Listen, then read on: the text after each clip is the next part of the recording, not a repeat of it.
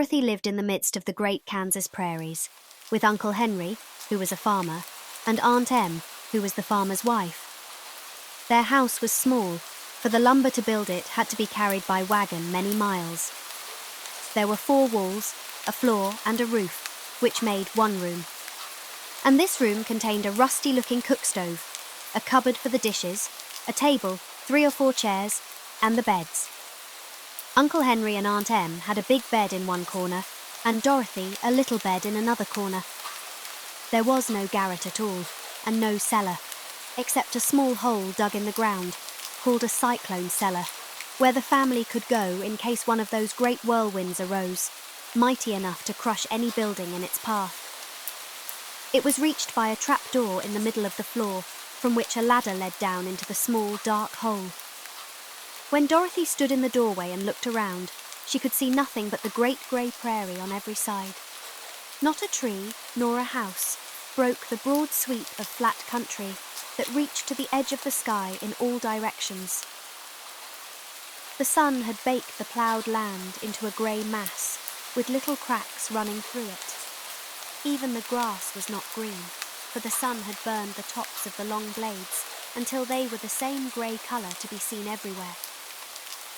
Once the house had been painted, but the sun blistered the paint and the rains washed it away, and now the house was as dull and grey as everything else. When Aunt Em came there to live, she was a young, pretty wife. The sun and wind had changed her too. They had taken the sparkle from her eyes and left them a sober grey. They had taken the red from her cheeks and lips, and they were grey also. She was thin and gaunt, and never smiled now. When Dorothy, who was an orphan, first came to her, Aunt Em had been so startled by the child's laughter that she would scream and press her hand upon her heart whenever Dorothy's merry voice reached her ears, and she still looked at the little girl with wonder that she could find anything to laugh at. Uncle Henry never laughed. He worked hard from morning till night and did not know what joy was. He was grey also, from his long beard to his rough boots, and he looked stern and solemn and rarely spoke. It was Toto that made Dorothy laugh and saved her from growing as grey as her other surroundings. Toto was not grey. He was a little black dog with long silky hair and small black eyes that twinkled merrily on either side of his funny wee nose. Toto played all day long, and Dorothy played with him and loved him dearly. Today, however, they were not playing. Uncle Henry sat upon the doorstep and looked anxiously at the sky, which was even greyer than usual. Dorothy stood in the door with Toto in her arms and looked at the sky too. Aunt Em was washing the dishes. From the far north, they heard a low wail of the wind, and Uncle Henry and Dorothy could see where the long grass bowed in waves before the coming storm. There now came a sharp whistling in the air from the south, and as they turned their eyes that way, they saw ripples in the grass coming from that direction also. Suddenly, Uncle Henry stood up. "There's a cyclone coming, Em," he called to his wife. "I'll go look after the stock." Then he ran toward the sheds where the cows and horses were kept. Aunt Em dropped her work and came to the door. One glance told her of the danger close at hand. "Quick, Dorothy!" she screamed. "Run for the cellar!" Toto jumped out of Dorothy's arms and hid under the bed, and the girl started to get him. Aunt Em, badly frightened, threw open the trapdoor in the floor and climbed down the ladder into the small, dark hole. Dorothy caught Toto at last and started to follow her aunt. When she was halfway across the room, there came a great shriek from the wind, and the house shook so hard that she lost her footing and sat down suddenly upon the floor. Then a strange thing happened. The house whirled around 2 or 3 times and rose slowly through the air. Dorothy felt as if she were going up in a balloon. The north and south winds met where the house stood and made it the exact centre of the cyclone. In the middle of a cyclone, the air is generally still, but the great pressure of the wind on every side of the house raised it up higher and higher until it was at the very top of the cyclone. And there it remained and was carried miles and miles away as easily as you could carry a feather. It was very dark, and the wind howled horribly around her, but Dorothy found she was riding quite easily.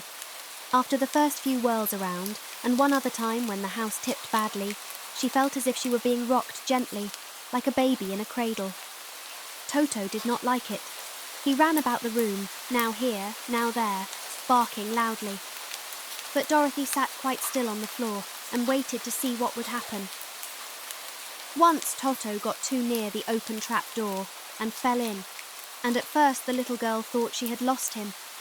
But soon she saw one of his ears sticking up through the hole, for the strong pressure of the air was keeping him up so that he could not fall. She crept to the hole, caught Toto by the ear, and dragged him into the room again, afterward closing the trapdoor so that no more accidents could happen. Hour after hour passed away, and slowly Dorothy got over her fright. But she felt quite lonely, and the wind shrieked so loudly all about her that she nearly became deaf. At first she had wondered if she would be dashed to pieces when the house fell again, but as the hours passed and nothing terrible happened, she stopped worrying and resolved to wait calmly and see what the future would bring. At last, she crawled over the swaying floor to her bed and lay down upon it, and Toto followed and lay down beside her. In spite of the swaying of the house and the wailing of the wind, Dorothy soon closed her eyes and fell fast asleep. She was awakened by a shock, so sudden and severe that if Dorothy had not been lying on the soft bed, she might have been hurt. As it was, the jar made her catch her breath and wonder what had happened, and Toto put his cold little nose into her face and whined dismally. Dorothy sat up and noticed that the house was not moving, nor was it dark, for the bright sunshine came in at the window, flooding the little room. She sprang from her bed and, with Toto at her heels, ran and opened the door. The little girl gave a cry of amazement and looked about her, her eyes growing bigger and bigger at the wonderful sights she saw. The cyclone had set the house down very gently, for a cyclone, in the midst of a country of marvellous beauty.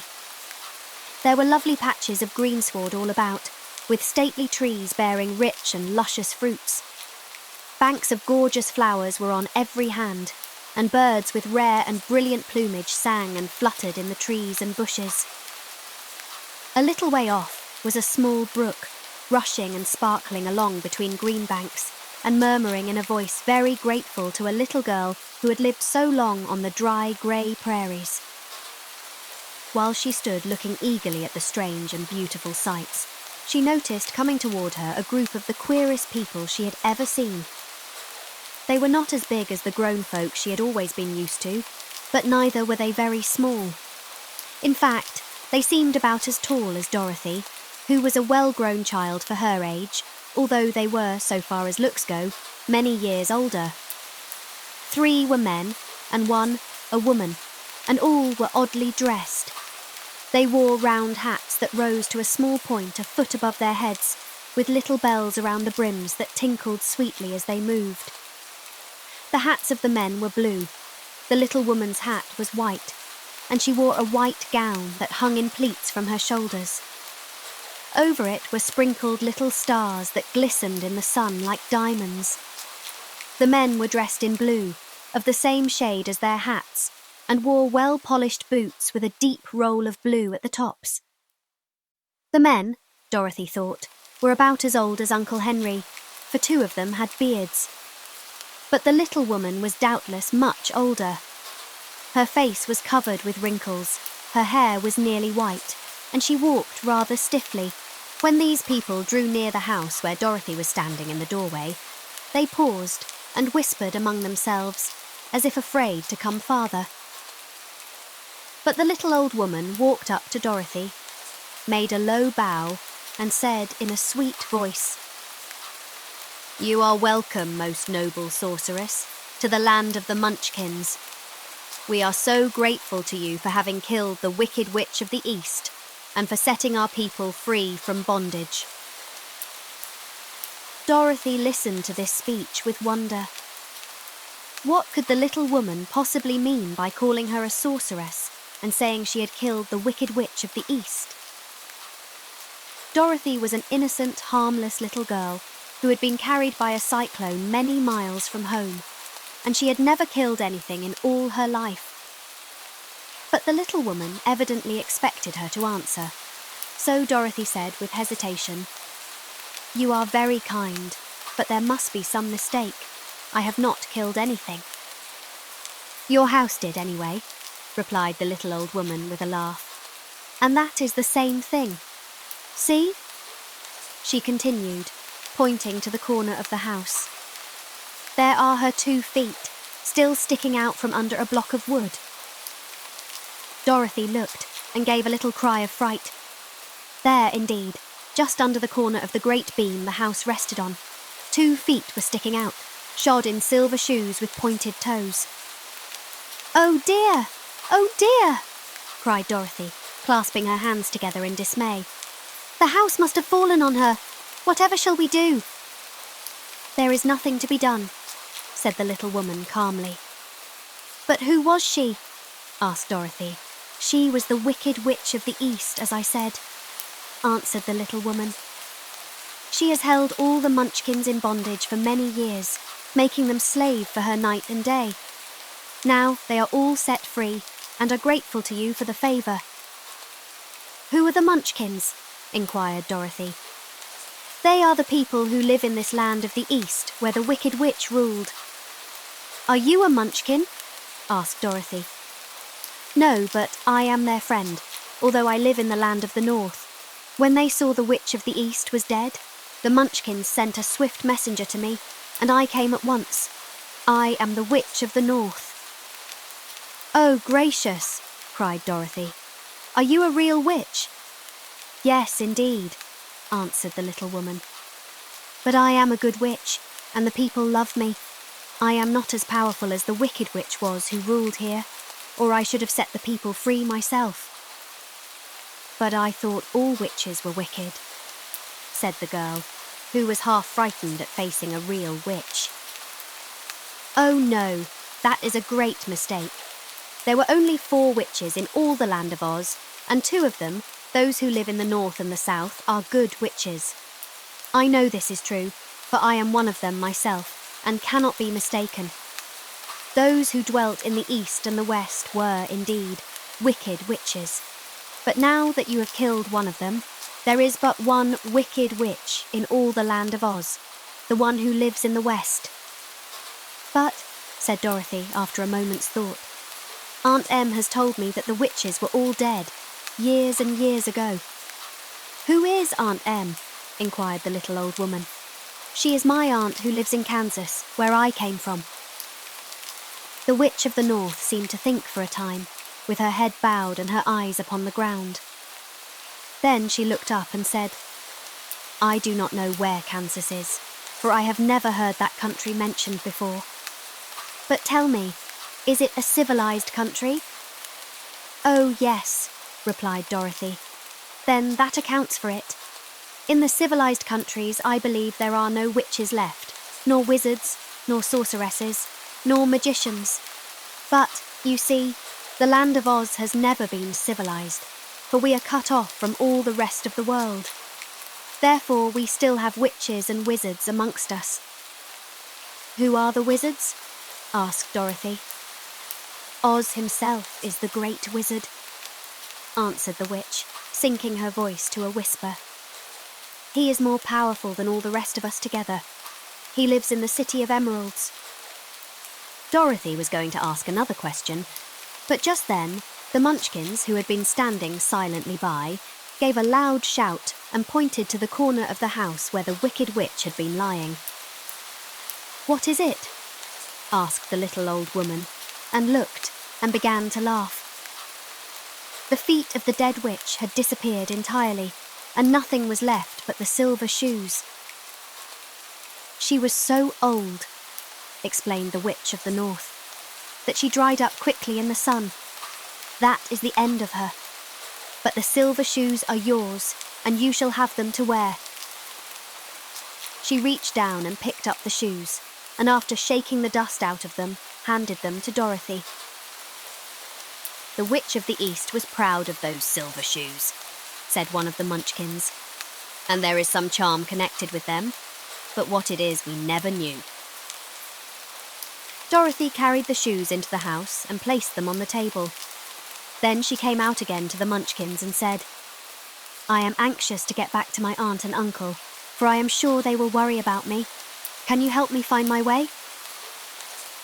The Munchkins and the witch first looked at one another, and then at Dorothy, and then shook their heads.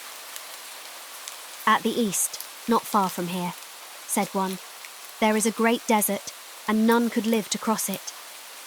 "It is the same at the south," said another, "for I have been there and seen it. The south is the country of the Quadlings."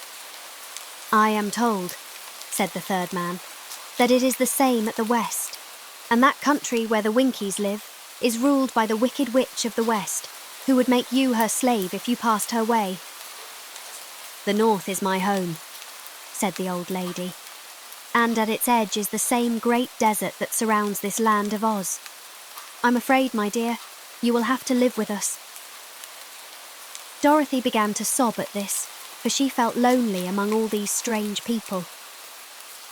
Her tears seemed to grieve the kind-hearted Munchkins, for they immediately took out their handkerchiefs and began to weep also. As for the little old woman, she took off her cap and balanced the point on the end of her nose, while she counted 1, 2, 3 in a solemn voice. At once the cap changed to a slate, on which was written in big white chalk marks, "Let Dorothy go to the City of Emeralds." The little old woman took the slate from her nose, and having read the words on it, asked, "Is your name Dorothy, my dear?" "Yes," answered the child, looking up and drying her tears. "Then you must go to the City of Emeralds. Perhaps Oz will help you." "Where is this city?" asked Dorothy. "It is exactly in the centre of the country, and is ruled by Oz, the great wizard I told you of." "Is he a good man?" inquired the girl anxiously. "He is a good wizard. Whether he is a man or not, I cannot tell, for I have never seen him." "How can I get there?" asked Dorothy. "You must walk. It is a long journey, through a country that is sometimes pleasant and sometimes dark and terrible. However, I will use all the magic arts I know of to keep you from harm." "Won't you go with me?" pleaded the girl, who had begun to look upon the little old woman as her only friend. "No, I cannot do that," she replied, "but I will give you my kiss, and no one will dare injure a person who has been kissed by the Witch of the North." She came close to Dorothy and kissed her gently on the forehead. Where her lips touched the girl, they left a round, shining mark, as Dorothy found out soon after. "The road to the City of Emeralds is paved with yellow brick," said the witch, "so you cannot miss it. When you get to Oz, do not be afraid of him, but tell your story and ask him to help you. Goodbye, my dear." The three Munchkins bowed low to her and wished her a pleasant journey, after which they walked away through the trees. The witch gave Dorothy a friendly little nod, whirled around on her left heel 3 times, and straightway disappeared, much to the surprise of little Toto, who barked after her loudly enough when she had gone, because he had been afraid even to growl while she stood by.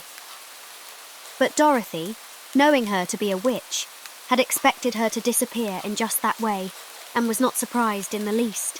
When Dorothy was left alone, she began to feel hungry. So she went to the cupboard and cut herself some bread, which she spread with butter. She gave some to Toto, and taking a pail from the shelf, she carried it down to the little brook and filled it with clear, sparkling water. Toto ran over to the trees and began to bark at the birds sitting there. Dorothy went to get him and saw such delicious fruit hanging from the branches that she gathered some of it, finding it just what she wanted to help out her breakfast.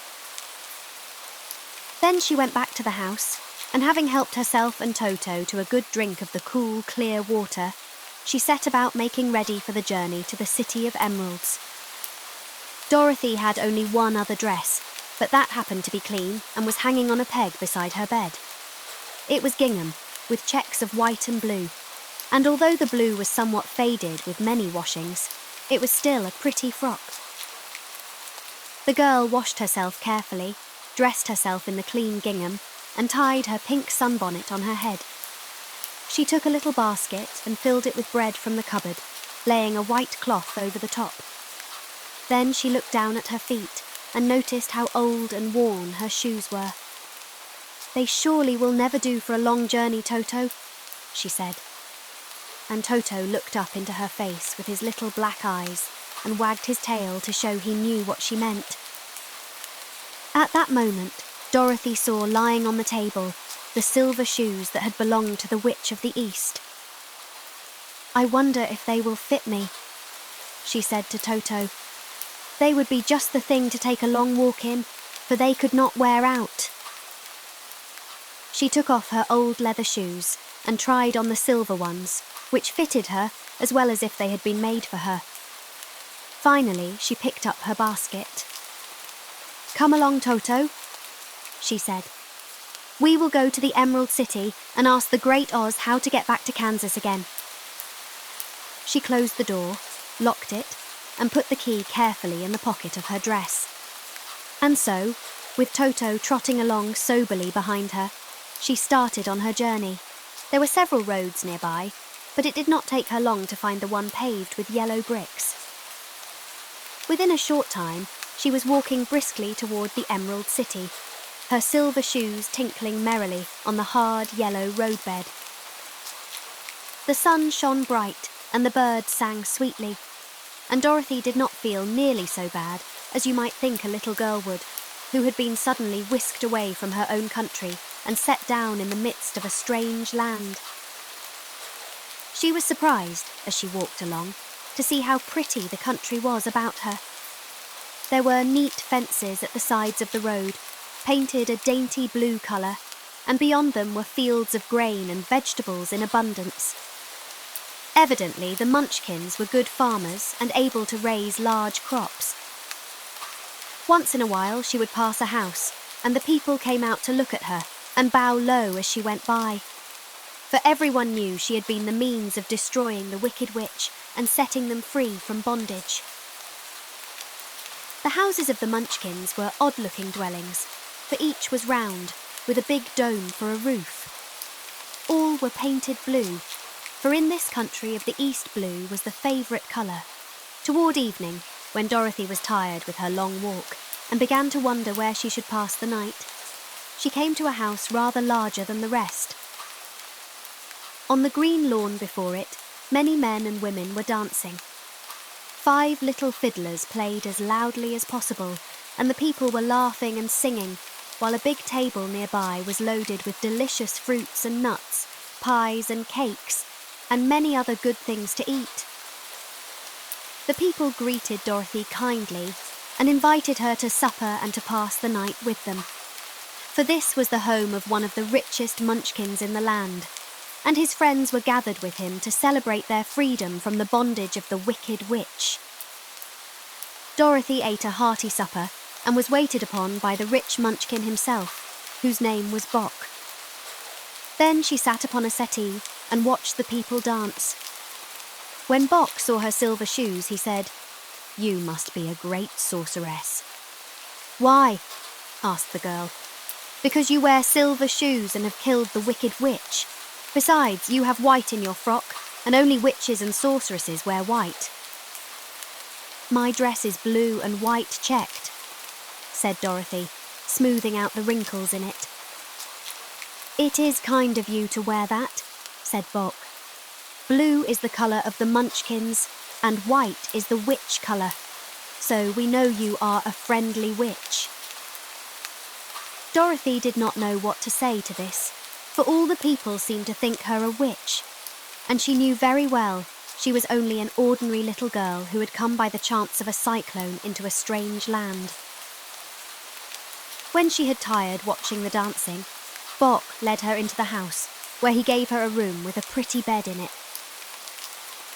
The sheets were made of blue cloth, and Dorothy slept soundly in them till morning, with Toto curled up on the blue rug beside her. She ate a hearty breakfast and watched a wee Munchkin baby who played with Toto and pulled his tail and crowed and laughed in a way that greatly amused Dorothy. Toto was a fine curiosity to all the people, for they had never seen a dog before. "How far is it to the Emerald City?" the girl asked. "I do not know," answered Bosch gravely, "for I have never been there. It is better for people to keep away from Oz, unless they have business with him. But it is a long way to the Emerald City, and it will take you many days. The country here is rich and pleasant, but you must pass through rough and dangerous places before you reach the end of your journey." This worried Dorothy a little, but she knew that only the Great Oz could help her get to Kansas again, so she bravely resolved not to turn back. She bade her friends goodbye and again started along the road of yellow brick. When she had gone several miles, she thought she would stop to rest, and so climbed to the top of the fence beside the road and sat down. There was a great cornfield beyond the fence, and not far away she saw a scarecrow placed high on a pole to keep the birds from the ripe corn. Dorothy leaned her chin upon her hand and gazed thoughtfully at the scarecrow. Its head was a small sack stuffed with straw, with eyes, nose, and mouth painted on it to represent a face. An old pointed blue hat that had belonged to some Munchkin was perched on his head, and the rest of the figure was a blue suit of clothes, worn and faded, which had also been stuffed with straw. On the feet were some old boots with blue tops, such as every man wore in this country, and the figure was raised above the stalks of corn by means of the pole stuck up its back. While Dorothy was looking earnestly into the queer, painted face of the scarecrow, she was surprised to see one of the eyes slowly wink at her. She thought she must have been mistaken at first, for none of the scarecrows in Kansas ever wink. But presently the figure nodded its head to her in a friendly way. Then she climbed down from the fence and walked up to it, while Toto ran around the pole and barked. "Good day," said the scarecrow in a rather husky voice. "Did you speak?" asked the girl in wonder. "Certainly," answered the scarecrow. "How do you do?" "I'm pretty well, thank you," replied Dorothy politely. "How do you do?"